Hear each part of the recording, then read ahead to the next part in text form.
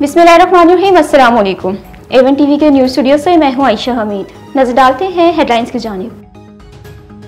मौशी महाज पर पाकिस्तान के लिए बड़ी खुशखबरी, करंट अकाउंट सरप्लस के तमाम रिकॉर्ड टूट गए। मार्च में पाकिस्तान करंट अकाउंट तारीख की बुलंद तरीन सतह $1 अरब 20 करोड़ होगा। फरवरी में $9 करोड़ 70 लाख खसारे में था।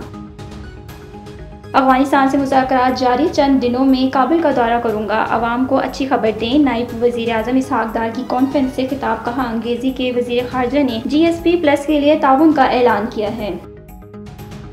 और लाहौर में 3 रोज़ा पंजाबी कल्चर डे की तकरीब का आगाज़, वज़ीर आज़म मरियम नवाज़ की शिरकत। उज़्मा बुखारी बोली, सूबाई महकमा सकाफ़त के फ़रोग़ के लिए भरपूर इक़दाम कर रही है। A1 टीवी के न्यूज़ स्टूडियो से फिलहाल इतना ही। मज़ीद खबरों और अपडेट्स के लिए देखते रहे A1 टीवी। A1 टीवी, सब पे नजर, अंदर की खबर।